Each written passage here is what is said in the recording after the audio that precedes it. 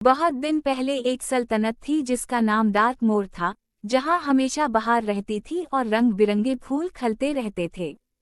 इसके महल की दीवारें संगमरमर से बनी हुई थीं।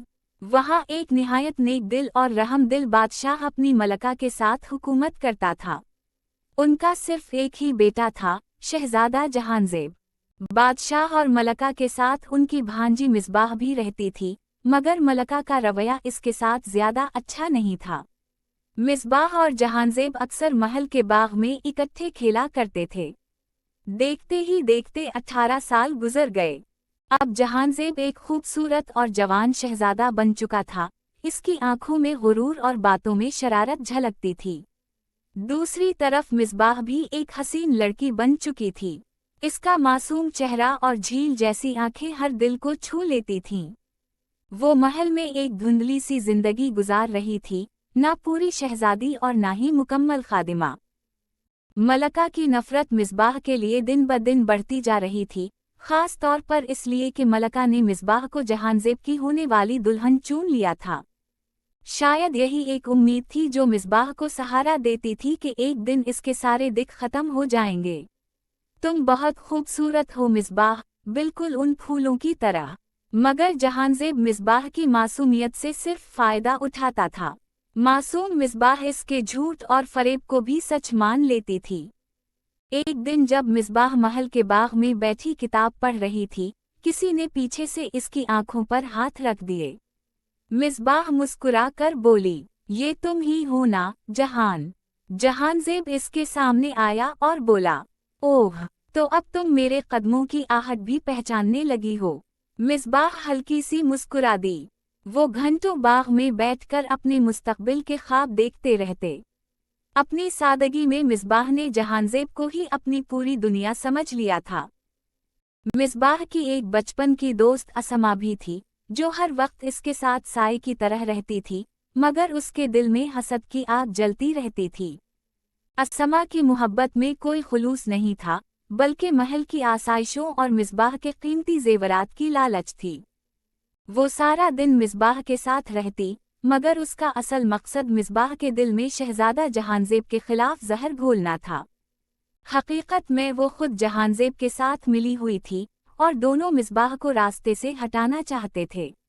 एक दिन मिसबाह और जहांज़ेब बाग में थे। जहांज़ेब मिसबाह के लिए एक खूबसूरत हार लाया।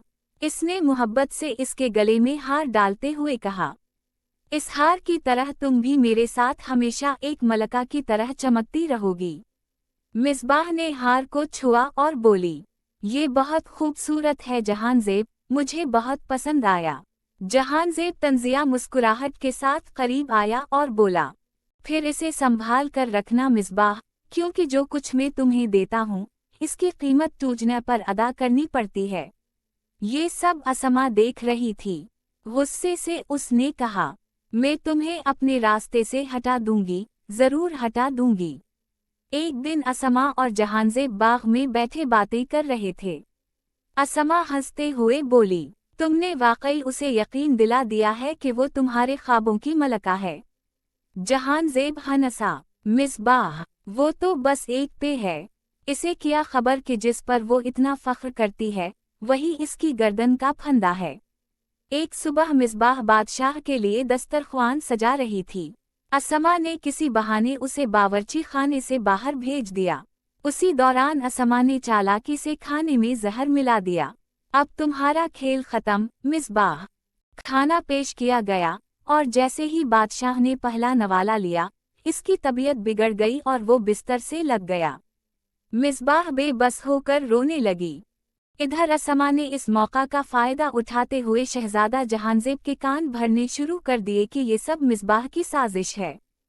उसी दिन असमा अपनी सहेलियों के सामने अपनी कामयाबी पर फख्र कर रही थी और मिसबाह का मजाक उड़ा रही थी। मिसबाह ने ये बातें इत्तेफाकन सुन लें। वो सदमे से रो पड़ी और चला कर बोली, असमा, तुमने मेरे साथ ऐसा क्यों किया? क्यों? उसी वक्त जहांज़ेब आ गया और गुस्से में मिसबाह से सवाल करने लगा। मिसबाह ने बहुत कोशिश की कि अपनी बेगनाही साबित कर सके, मगर जहांज़ेब ने एक ना सुनी। इसने सिपाहियों को हुक्म दिया कि उसे डिक वैली की गहरी खाई में फेंक दिया जाए। वो सब इस खौफनाक पहाड़ के दहाने पर पहुंचे।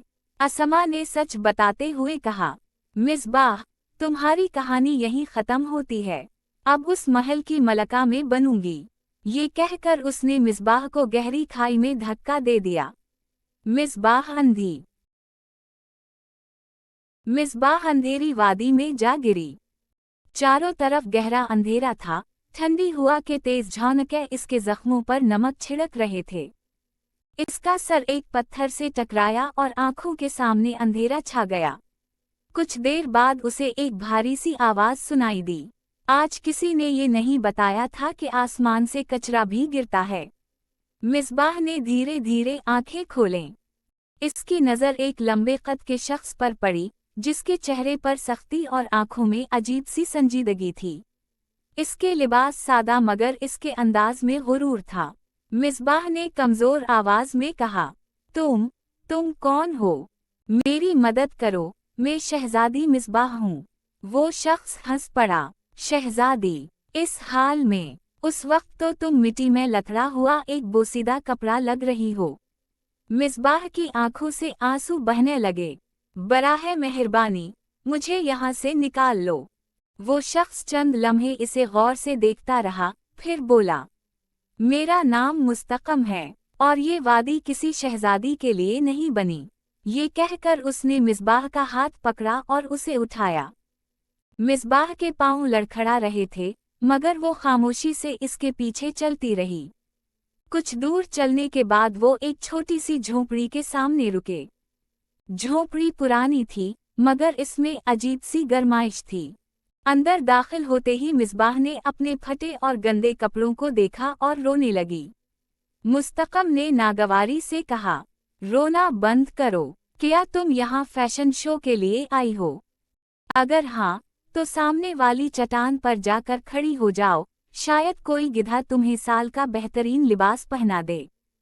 मिसबाह ने आंसू पोंछते हुए कहा, तुम इतने सख्त दिल क्यों हो? मुस्तकम ने तंजिया मुस्कुराहट के साथ जवाब दिया, और तुम हद से ज्यादा नाजुक हो। मुकम्मल आफत, एक छोटी सी आफत। रात हो चुकी थी। मुस्तकम ने एक कंबल मिसबाह की तरफ उछाला। सो जाओ, सुबह देखेंगे क्या करना है। मिसबाह ने हैरत से इधर उधर देखा। वहां सिर्फ एक ही बिस्तर था। वो खामोशी से बिस्तर पर लेट गई। सुबह आँख खुली तो उसने देखा कि मुस्तकम कुर्सी पर बैठा सो रहा है। इसके चेहरे की सख्ती नींद में कुछ कम। नेक्स्ट वीडियो में मिलते हैं। Part 2 coming soon. वीडियो पसंद आए तो चैनल को सब्सक्राइब करें, लाइक और शेयर जरूर करें।